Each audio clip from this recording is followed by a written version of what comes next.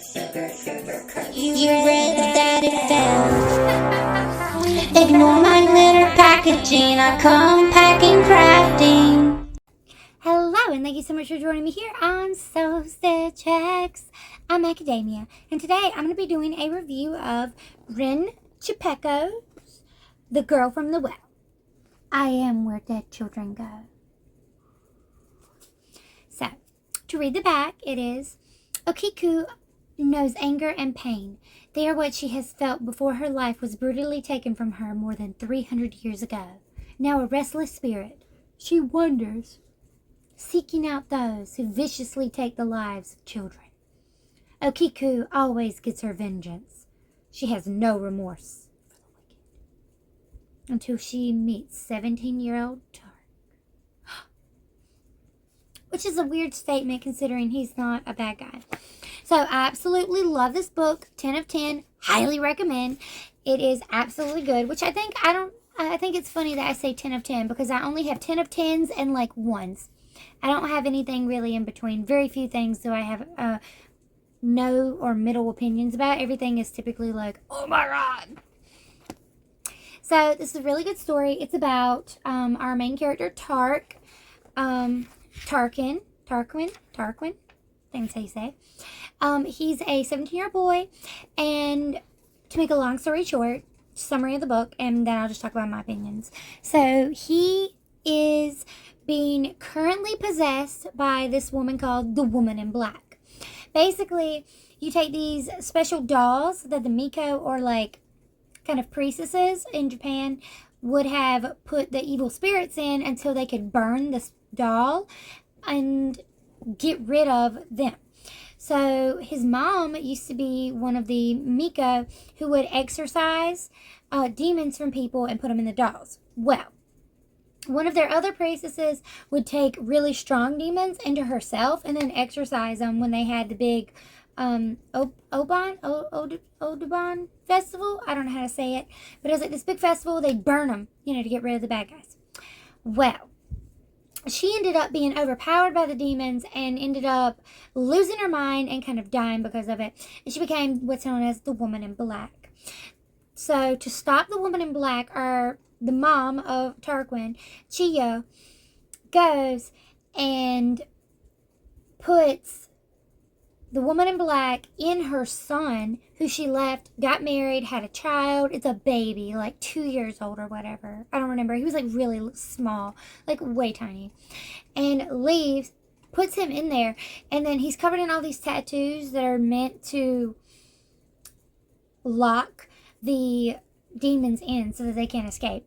And so he's suffering with this. He's an outcast because he has tattoos. And because the Woman in Black feeds off fear and suffering, she causes a lot of bad things to happen around him. So he just has a really shitty life. And the mom, having gone loco from having done this to her kid, and because she knows that her old friend who lost her mind and is crazy and is in her son is in there, she tries to kill her son. And I don't think she's trying to kill him. I think she's trying to kill Chiyo, she's trying to kill whoever, the Lady in Black. And there's just so much going on. So much going on. Well, our character, Okiku, who is based off of the spirit of Okiku from the Dish Palace, which is a story in Japan. So there was this palace, and there's a couple of variations of it, and you can look up any variation you want to, like, quite frankly. There's like 3 or 4, but the main popular one is like, there was a samurai lord, and one of his servants was Akiku, and he went up, tried to come on to her, and she was like, nah. And he felt really jaded because his fragile little ego was hurt. So he basically framed her for stealing or breaking one of the 10 plates that he was collecting, which is why she likes to count. We see her counting a lot in the book. She counts everything constantly. And it's because in life, she would have been counting to try and find that 10th plate. Well, because she gets framed for that, he gets permission to torture her and then throws her body down the well. And she becomes a Onryu and is like, I'm gonna fuck your ass up, bitch. No. So anyone who mistreats people, she now comes back and kicks their ass. She started with that bitch-ass samurai and basically drove him nutso until he either went crazy or the craziness drove him to sickness, which caused him to die. Either way, gone. Good riddance. Fuck them. We need less people like that anyway. And it happened in the Edo period, so it's not like it was anyone recent. So she comes back and she's like, "Pew." And apparently the spirits are kind of like, after they've lived for so long, they kind of have their own like sentience. They're not just revenge. Like they have some sense of self and are basically kami now. So like she's like a mini god because she's over 300 or whatever. And according to the original legend, she would have been looking for that 10th plate, so she'd have been counting all the time. And as long as you weren't like a douche, she wouldn't mess with you. But she would go counting, looking for that plate. And according to legend, they built her a tiny little shrine, and a Buddhist monk came and just started yelling 10 at her until she went away. And I have a hard time believing that he just walked up and was like, 10, 10, 10, and then she left. Like, no. I don't think that's how that happened. Maybe counting would have helped calm her down, but I highly doubt just yelling 10 at her is going to make her be like, bet, deuce. Highly doubt that. I digress. So she shows up and is just popping up all over the place. Now, the thing that really bugged me about this book, because as much as I loved it because it has so much culture in it, it's so awesome, and it's really, really good. Like, everything is just very detailed, right? A good example. I'm not going to talk about the mother. I want to jump to... Okay. So I'm going to jump to this page. And every time I black out, every time I come to, I'm somewhere else from where I recall being. It's happened frequently enough whenever I'm around that people started connecting me to all these weird incidents and staying away. Dad doesn't believe that naturally, being dear old logical dad. And word soon got around school that I had a mom in a mental institution. And mom who attacks me before I can even get in a hello. Not exactly the best way to climb up the social ladder. But that's awful. Callie is appalled. Callie's his cousin. Why didn't you or Uncle Doug ever tell us about this? Tarquin snorts. What? Dad telling you and Aunt Linda I was crazy? Or me telling you both I was being haunted by a eyeless woman with a mask? Or that I was responsible for my old school almost closing for failing to reach local sanitation standards? If you hadn't told me you could see her too, we probably wouldn't have been having this conversation. This isn't something you should be going through alone, Tark. I won't let you. Tarkin flashes her a swift, grateful smile. You're treating me like one of your 4th graders again, Callie. Half my 4th graders think ghosts are people running around in a white sheet, and the other half think they're some kind of Pokemon. Well, she tried to come after me last night. Don't worry. Okiku saved me. Okiku? The other ghost. The girl in white. Well, she's all right. I don't know how much you've seen of her, but sometimes she wanders around looking like she's been floating in a river for days, but that night she can actually look kind of pretty, you know? Don't know why she doesn't look like that all the time. Maybe it's some unspoken rule about being dead that I'm not aware of. Tark, I'm not sure you should be sympathizing with someone like her just because she saved your life. She might have some ulterior motive. Like what? You've heard about the murder at Holly Oaks, right? They say the victim's face was bloated, exactly like that man who kidnapped you and nearly killed me. I've been doing a lot of research. I've read newspaper clippings dating back dozens of years about men who've been killed in the same way, and now no one has ever found who's responsible.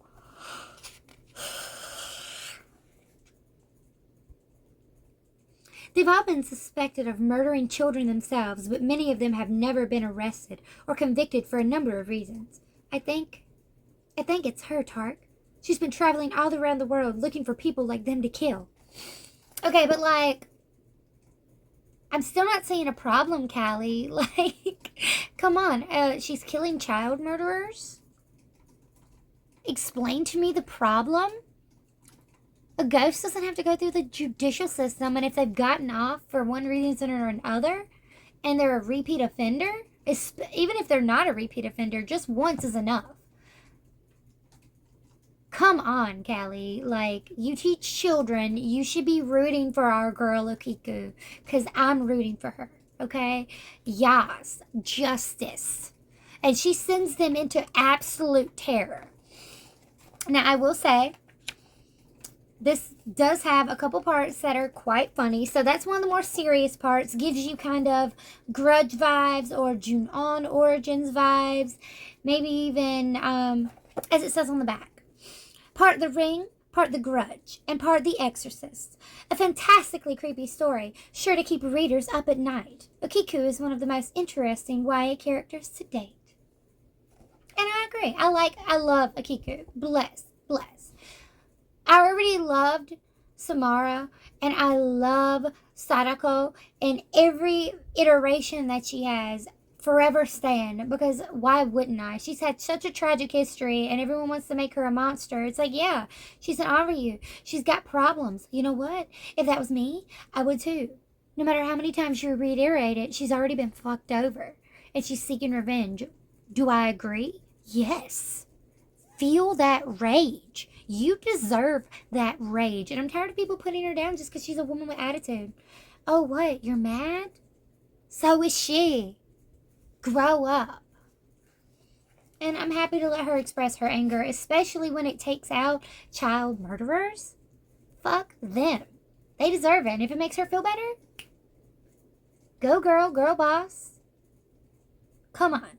And if you disagree, I don't really care because, like, why would you want to be on their side anyway? There is no argument that makes them right, even in this fictional sense. However, I will say that as many, like, tragic instances that we have, as, like, birds flying out of school and, like, committing complete Sudoku, just, like, and, like, pelting the school with their bodies, or a serial killer trying to cut off Callie's finger and having kidnapped Tark because he wanted to kill him because he's a rare sight. Because it's like, Tark can see spirits. It's because he has a spirit inside of him, this darkness, and he's able to hold it at bay because he's innocent. The innocence is able to keep her from taking over, right? Well, he's also, probably because of all this, and they even say he'd make a great, like, Buddhist priest kind of thing, and I'm like, maybe, but I don't think he's down for that because he seems very spooked as it is. But he can see spirits. He can very much see dead people. He can see when there's a bad person because that bad person will have the ghosts of these children following them, and that's what happens. He sees this guy with dead children following him, and it's terrifying. And then he ends up kidnapping Tark because he sees this guy. He just got a vibe off this child. He's like, that kid covered in tattoos, and he's just got like this vibe of innocence. I'm gonna fuck him up. And then Akiko's like, the hell you is, and saves him and Callie. And if Callie wouldn't have got there, I don't know that Akiko would have got there in time, but I would like to pray and hope that she would. Let's hope. But, like, girl's got other things to do. We can't expect her to pick up after everyone's slack. So I'm glad that Callie was there to hold him off for a minute, right? Well, this book does have a few, like, hilarious gems that just crack me up here and there.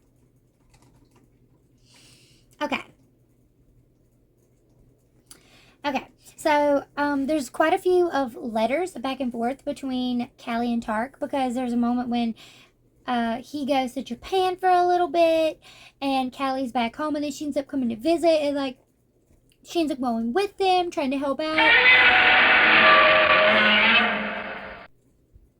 Lots of fun things, right? Okay, one of the letters, absolutely hilarious. Hey, Callie, Tarquin writes. Japan is officially the most dysfunctional place I've ever set foot in, and I have been inside a mental hospital. Did you know they've actually got a vending machine here that sells used girls' underwear? Fun fact, they've been trying to get those ruled out, but that doesn't stop people. The Japanese government declared them illegal or something, but I guess that's never stopped a bunch of entrepreneurs from leaving them around. I was being serious. It says it here too. Dad says he's seen others that sell umbrellas, eggs, and for some strange reason, batteries. I'm hoping there's a machine here where you can buy your very own giant robot. So I almost tried this underwear machine out just to, see if the thing actually works. But my acute sense of shame finally won out. There's so many other ways to dishonor the family name than buying girls' underwear shouldn't be one of them. Just the other day, I found a salon that specializes in giving girls crooked teeth. And this is considered adorable if Japanese girls who look like a vampire needing braces are supposed to turn men on. Also, there's a holistic care spa specializing in dogs. I think in my next life, I'd like to come back as some rich Japanese lady's labradoodle and enjoy all these spoils. Kinda ironic that most hot spring resorts allow for dogs, but not for people with tattoos. So I guess in this current Japanese social hierarchy, we've got Japanese, pets, and then me. Not that I mind too much. I'm not sure I like the idea of bathing in public anyway. I know people say communal bathing is a test of how comfortable you are with your manhood and all that other crap, but manhood should be heard and not seen. Thank you very much. That didn't sound right. I might have mixed my metaphors up, but I'm sure you know what I mean. You told me to send you an email as soon as we settled in Tokyo, and right now we're doing most of our settling in a swanky apartment high-rise in Shibuya. And that looks like it's been designed by an architect who had way too many shots of bourbon. There's lots of bulging concave art and intricate metalwork that contribute absolutely nothing to functionality, except to sit there and look intricate. There's a table here that can defy the laws of physics to also become a makeshift lounge chair and a bookcase. And I'm still expecting some metallic female voice to come popping out of the woodwork to welcome me into the future. Also, everything's too polished. I can see my reflection on the toilet bowl lid. Said toilet bowl also has a bidet and a seat warmer for the tush. These people think of everything. I was expecting to grab some tatami mats, roll out the futons, and pretend it's possible to camp out in Tokyo. As it is, I'm afraid to touch anything because everything looks expensive and breakable. Though admittedly, this is just the way Dad likes it. The only greenery I've seen so far in this glass dome of technological awesome is a potted plant in one corner, and I'm pretty sure that's about as artificial as everything else in here. Nobody we've talked to speaks much English, so it looks like I'm going to have to learn my new language soon. Dad says there are more than 3,000 letters in the Japanese alphabet, which could pose a problem. There are only 26 letters in the English alphabet, and I get into enough trouble with them as it is. And I haven't seen her since arriving here, which is always good, but I've been seeing a lot of Akiko. And as strange as this might sound, she's usually the highlight of my days. Do you think that's a bad sign? We have this one creepy little kid for a neighbor who looked like he could be the poster child for the boy every scary movie involving dead children ever. He went up to me once and asked why Shitai-chan was following me around. I asked Dad later what Shitai meant, and he said it meant dead body. Like I said, creepy little kid. His parents probably had a blast with that one. I guess that means something's still following me around. I'd have more peace of mind if I knew what it was. You in Japan already? Fun fact, we find by the end of this chapter that I was just reading from, that the kid who was asking why the dead person was following around is also a dead child. They don't have parents to go ask that question to scare. Don't worry. They're also dead. So, and I think it's because Akiko kind of finds the dead children and helps them to find where they need to go to pass on, because Akiko cares for them. She's there to seek revenge, and child murderers and assaulters and just generally shitty people are her favorite, thing to fuck up. Respect.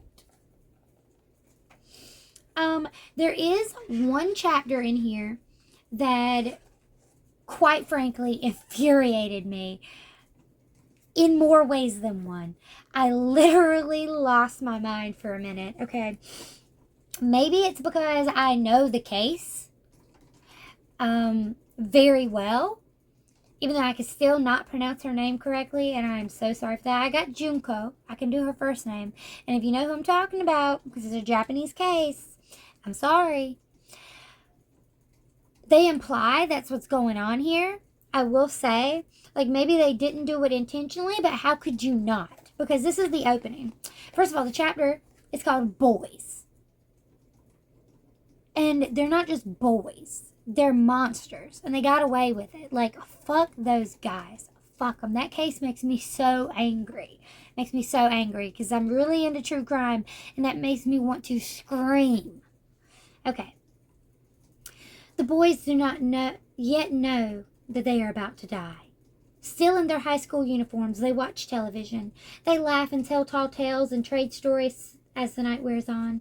They pass around bottles of beer, 27. That they pour and drink from small glasses, 6. And empty instant noodle packages, 7. Litter the floor. The room is none too clean, a small and run-down Tokyo apartment, no bigger than an average American walk-in closet, but the boys feel comfortable here. Every now and then, one will excuse himself and leave to use the bathroom at the end of the narrow corridor leading out the room, while the boisterous laughter from his companions continues. He enters the washroom, pushes the dead girl's body away from the entrance with a foot, and uses the urinal, too drunk for the moment to care about the rancid smell and the stink of burnt flesh beginning to permeate through the air, or about the blood splashed against the walls, the red liquid circling the drain, dripping down the girl's naked body. He zips up, washes his hands like the good boy he's supposed to be, and slides out, rejoining his fellows and leaving her alone in the darkness. The corpse's arms and legs are severely burnt in several places, her breast and genitals mutilated. One lifeless eye stares up at the door, the other is swollen shut. The 16-year-old girl was their first kill and still freshly dead. To the boys, she was nothing more than an experiment, a small price to pay for the thrill of taking a life. The night wears on, and I bide my time. My experiences with Tarquin and Callie do not. Crush them and take them, break them. Still the hungers, the malice that bubbles within. I am who I am. What are we going to do with her, Hiroshi? One of the boys, an emaciated-looking teen with acne scars, ask after some time has passed, when they can no longer pretend that the smell does not bother them. The stench is making me lose my appetite, and she's going to stink up the house for days. A tall boy with a shaved head shrugs. Well, we gotta get rid of her soon anyway. Get your old man to clean up the mess once we're done, Joe. But we gotta figure out a way to dispose of the body without anyone else noticing. There's a small concrete factory just down the block, right? Another one of the boys speaks up. This time a silver-haired youth with a tiger tattoo on his neck. We can dump her in one of those cement barrels.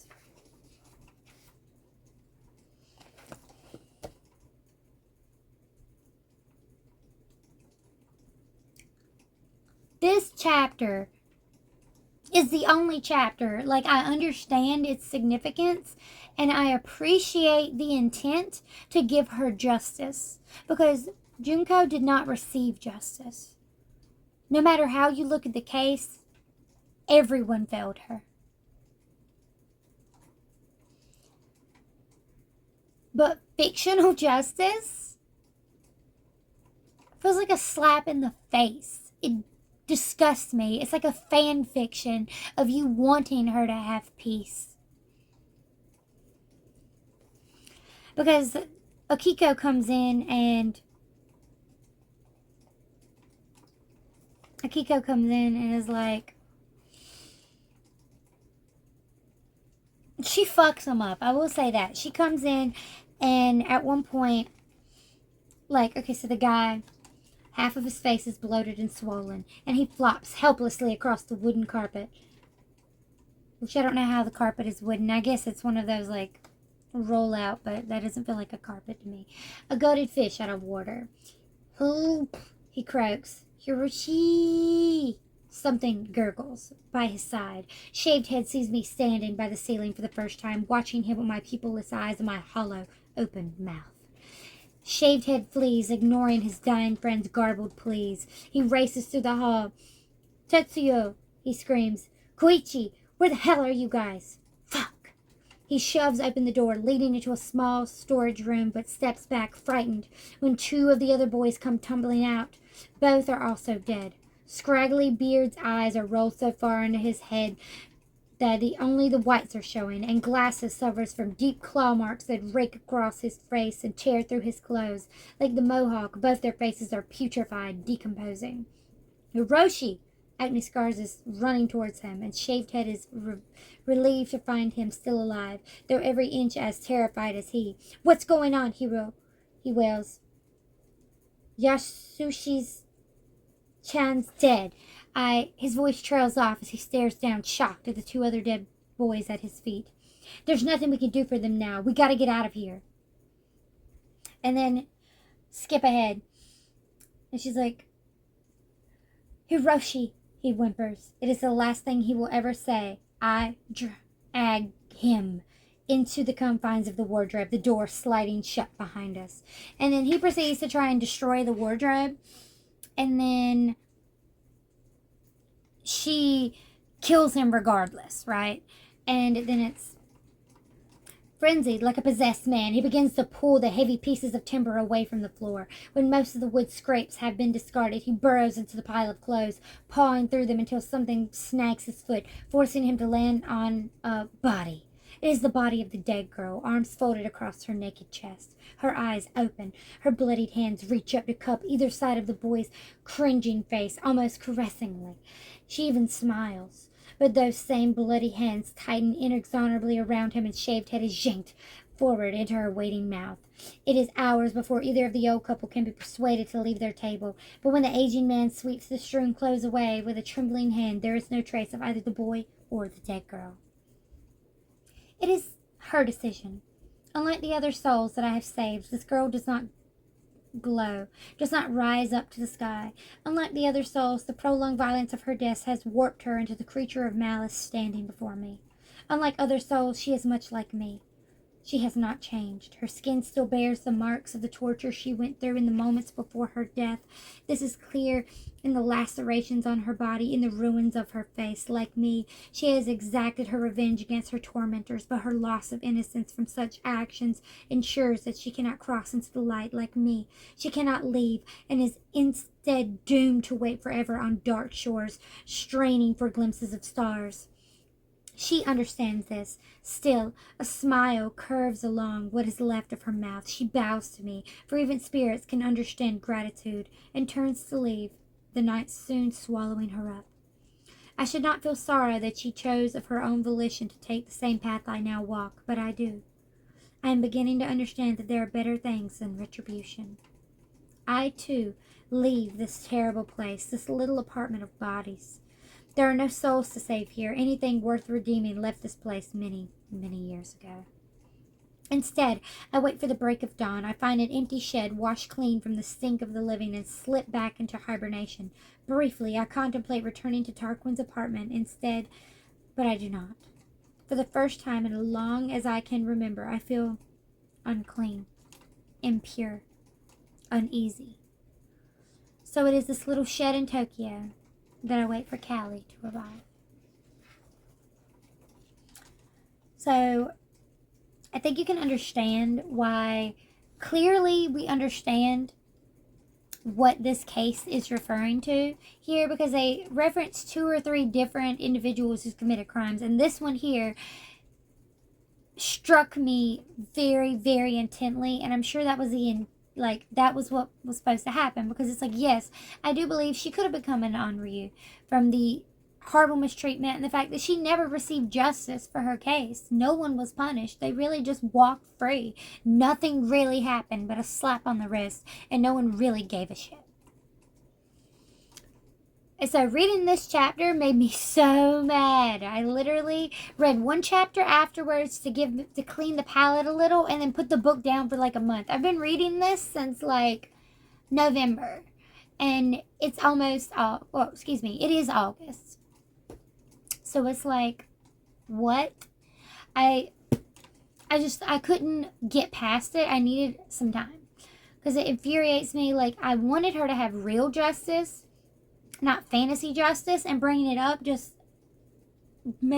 it's like I felt bile on the back of my throat. I felt such anger and rage that I felt like I had a fever. I was so... But I went on about it for probably 10 to 15 minutes, so now you understand my rage. You're allowed to make any comments you would like on the subject below. And if you do not know the case, please only look it up if you want to be scarred for life, because it is absolutely awful. Alright. Continuing on, we see our main character Tarquin having to battle the Lady in Black.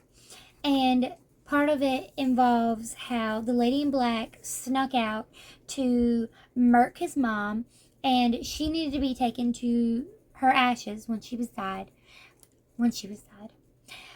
passed on, had been taken back to the small village of Yagan Valley, as he said. Taken to the small village of Yagan Valley, where she wanted to be laid to rest in the same area where the other Miko would have been laid to rest once they had either passed on from natural or supernatural causes.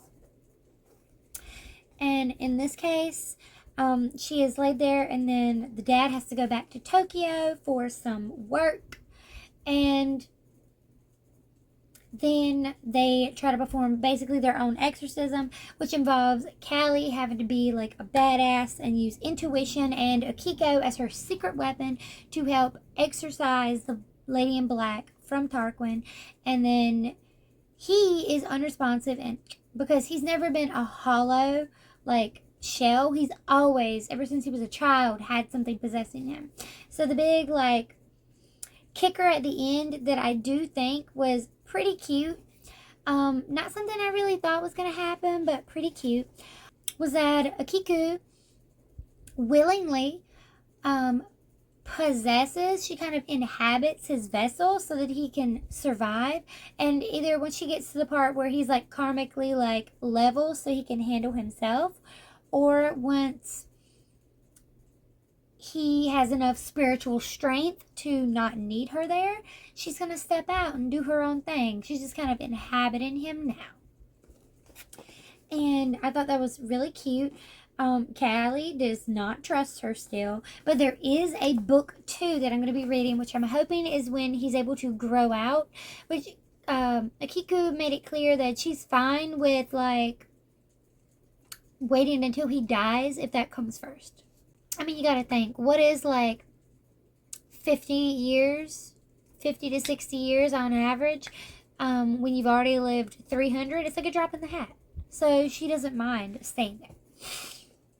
So it's a really good book, especially because it did cause such strong emotions in me, with a very clearly real cases being loosely alluded to, one that caused me to lose my absolute mind. And also the fact that it incorporates lots of true history, lots of strong visuals, and the characters feel very real. I don't feel like I'm reading some random book. I feel like I'm reading about real people, and the way I'm able to connect with the characters really draws me in and really makes me want to be involved in the book. I do have book 2, which is The Suffering, and I do plan on doing a review of it, and I will review it and throw it up here. If you like Akiku, let me know. If you've read this and you enjoyed it, let me know down below. If you didn't, tell me why. If you feel disrespected and infuriated for the same reasons that I do for something that I know doesn't involve me, but still infuriated and made me feel like it was very disrespectful. I know it wasn't meant to be disrespectful, but it felt disrespectful in the way that she'll never truly get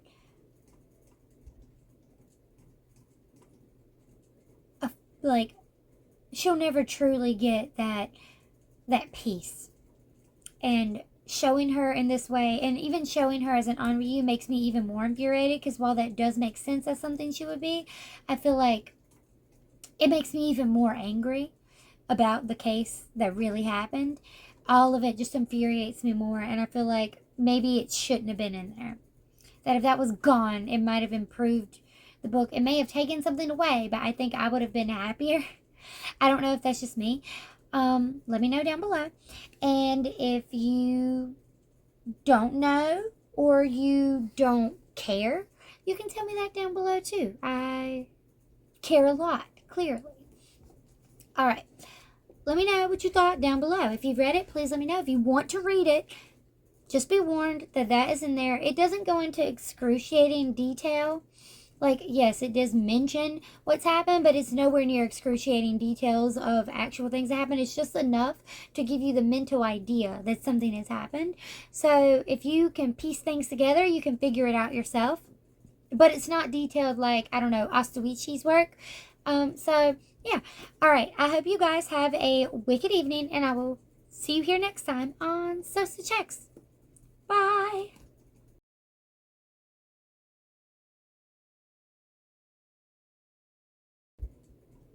Oh,